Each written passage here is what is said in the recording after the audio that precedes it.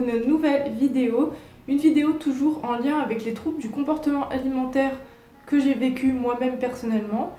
Je fais ces vidéos-là à titre préventif pour sensibiliser un maximum de personnes aux troubles alimentaires qui sont encore trop tabous actuellement.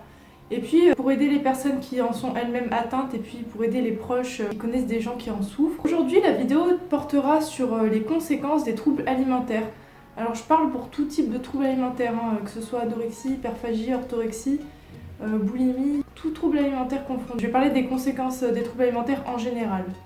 Je vais aborder le sujet en 10 conséquences que j'ai vécues personnellement. Ce sont mes conséquences à moi, donc elles peuvent varier d'une personne à une autre. Moi, ce sont mes conséquences. Si vous en avez d'autres, n'hésitez pas à me les dire en commentaire. Je vais aborder les conséquences physiques, psychologiques, morales, on va dire, et sociales.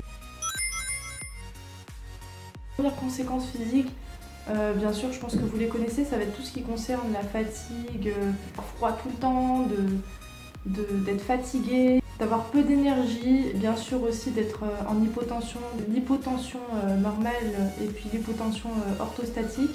Alors l'hypotension orthostatique, c'est quand vous vous levez et que vous avez la sensation de faire un malaise, que vous voyez tout noir d'un coup parce que le cerveau n'est pas en fait totalement irrigué. Donc tout ça, c'est des choses avec lesquelles on vit, des conséquences. Vous avez les carences aussi en vitamines, ça peut être même potassium, magnésium, bien sûr l'anémie avec le fer, le sodium, enfin vraiment toutes sortes de carences, même vitamine D, enfin voilà, j'en ai expérimenté beaucoup.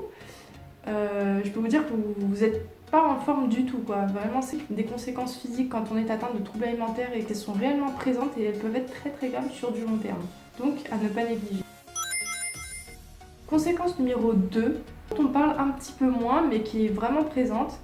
Souvent en fait on fait pas trop le lien avec les troubles alimentaires, on pense que c'est normal d'avoir ça ou qu'on a toujours eu ça. C'est tout ce qui va être ballonnement, flatulence, ventre gonflé, transit très très lent, un transit ralenti.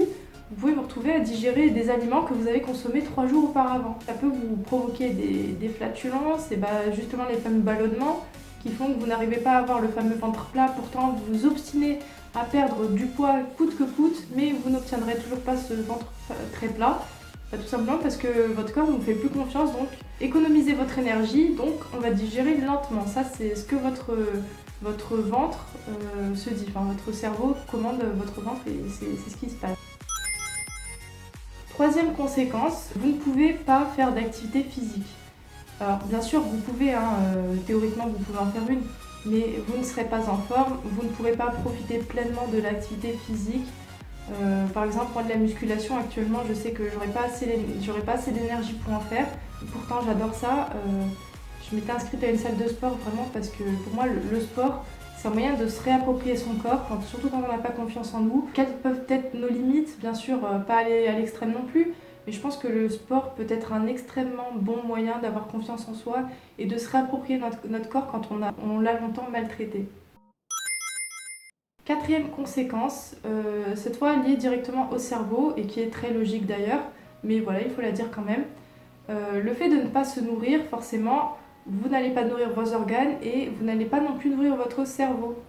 Et votre cerveau, c'est le fameux organe qui commande votre pensée, qui active votre concentration.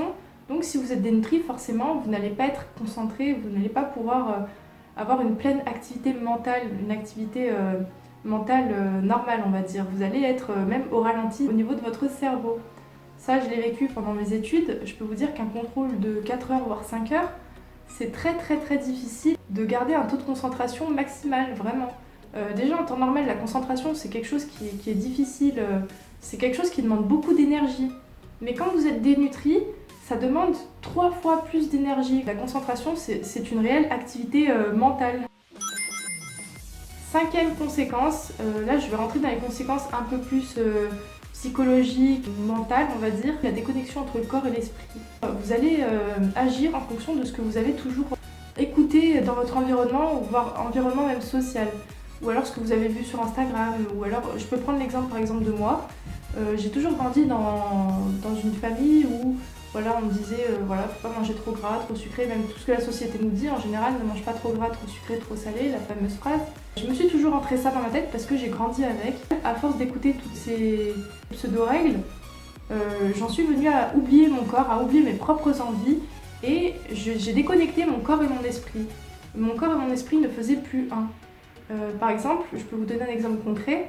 La fameuse phrase « ne mange pas trop gras, trop sucré, trop salé », elle était tellement ancrée en moi que dès que je sentais que j'avais extrêmement envie de manger du sucre ou du chocolat, je me l'interdisais parce que je me disais non, ce ne sera pas bon pour ta ligne, tu vas grossir, tu vas prendre du gras, tu vas stocker, tout le schéma qu'il ne faut pas penser normalement. Et tout cela a entraîné donc de la privation et de la frustration évidemment. Je ne m'écoutais pas, je n'écoutais pas mon corps qui criait famine, je ne le nourrissais pas. Je l'ai laissé mourir de faim, je ne l'ai pas écouté. Heureusement maintenant j'y arrive un peu plus, mais c'est un travail de toute une vie en fait. Sixième conséquence, ça rejoint la précédente, c'est la perte de confiance en soi, la perte d'estime de soi. En fait, moi personnellement, j'ai toujours identifié mon poids à mon estime, à ma confiance. C'est-à-dire que quand je prenais du poids, c'était pas bon. Vraiment, mon estime de moi baissait, ma confiance en moi diminuait fortement. Et par contre, quand je perdais du poids, je pensais avoir confiance en moi, une pseudo-confiance d'ailleurs, que je vais vous expliquer juste après.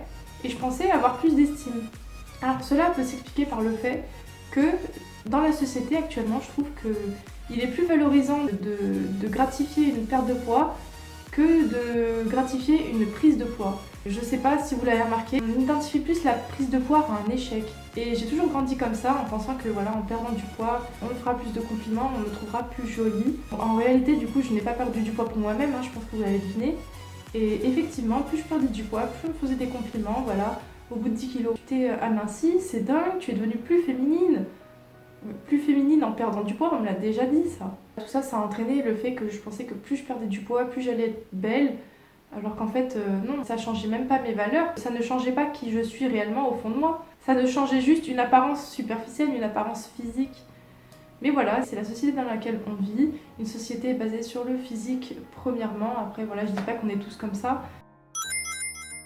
Septième conséquence que j'ai vécue personnellement, c'est le fait d'avoir de fortes variations d'humeur. Alors ces variations, elles peuvent s'expliquer par justement le fait de se frustrer énormément, de ne pas pouvoir, de ne pas arriver à se nourrir, à écouter son corps.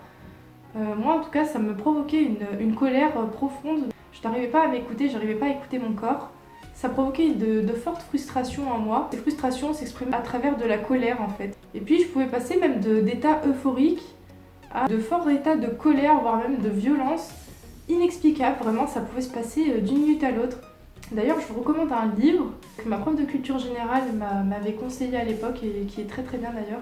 C'est La faim, F-A-I-M, de Knut Hamsun. Je vous mettrai le titre du livre. Ça explique très très bien les variations d'humeur qu'on peut éprouver dans les troubles alimentaires quand le cerveau est complètement dénutri. C'est un phénomène normal. C'est la réponse de votre cerveau face à la privation. Huitième conséquence, alors là c'est plutôt une conséquence sociale, c'est l'isolement. Quand on est face aux troubles alimentaires, on a de fortes tendances à s'isoler. On va refuser toute sortie, en général, je parle aussi pour moi, ça peut être votre cas aussi. On va refuser toute sortie, on va se renfermer sur nous-mêmes dans nos troubles parce que la peur du jugement, voilà, toujours cette fameuse peur du jugement, peur du regard des autres. Je pensais que je n'étais pas normale, donc je pensais que la meilleure solution c'était de tout garder pour moi, de m'isoler et de ne pas faire part de mes peurs, de ne pas faire part de ce que je pense. Et c'est une énorme erreur à ne pas faire, vraiment. La solitude, c'est un des pires fléaux en général. La solitude, surtout dans les troubles alimentaires, à long terme, ça entraîne des troubles anxieux et même de la dépression qui, encore sur du long terme, peuvent malheureusement entraîner le suicide. Il faut surtout pas s'enfermer sur soi et ne pas hésiter à dire tout ce qu'on sent, positif comme négatif. Surtout même négatif, ça peut vraiment soulager. Neuvième conséquence, c'est passer à côté de moments uniques. Par exemple les vacances, moi je sais que je pensais uniquement à mon apparence, comment j'allais faire pour me mettre en maillot de bain sans faire attention au regard des autres, qu'est-ce que j'allais faire pour combler un excès, qu'est-ce que j'allais faire pour camoufler mon ventre ballonné, plein de choses comme ça qui ont fait que je suis passée à côté de super moments en famille, de moments même entre amis en général au-delà des vacances. Puis dixième et dernière conséquence, on fait souffrir nos proches quand on est atteint de troubles alimentaires et même de toute maladie en général, on fait souffrir nos proches. Je sais que ce n'est pas intentionnel, on ne choisit pas de tomber malade, surtout pas avec les troubles alimentaires, ce n'est pas un choix encore une fois, ce n'est pas une question de motivation. J'ai des preuves concrètes d'ailleurs, mais voilà, je ne vais pas m'attarder sur le sujet. Voilà, ce n'est pas un choix, mais on fait souffrir nos proches. Quand mes parents venaient me voir à la clinique, j'avais un regard totalement vide. Je les voyais complètement dépités, vraiment. Les troubles alimentaires ont marqué un énorme tournant dans ma vie, dans ma famille même en général. Ça nous a tous choqués, ça nous a tous traumatisés. On arrive à la fin de cette vidéo, voilà, j'espère qu'elle vous aura plu. Encore une fois, si vous avez d'autres conséquences que vous avez vécues, n'hésitez pas à me le dire en commentaire. N'hésitez pas aussi à partager la vidéo parce que plus on sera nombreux, plus on arrivera à sensibiliser sur les troubles alimentaires, moins ce sera tabou. N'hésitez pas à vous abonner, partager, commenter. N'hésitez pas aussi à vous abonner à mon compte Instagram que je vous mets juste en barre d'infos. Voilà, je vous retrouve très bientôt pour une prochaine vidéo.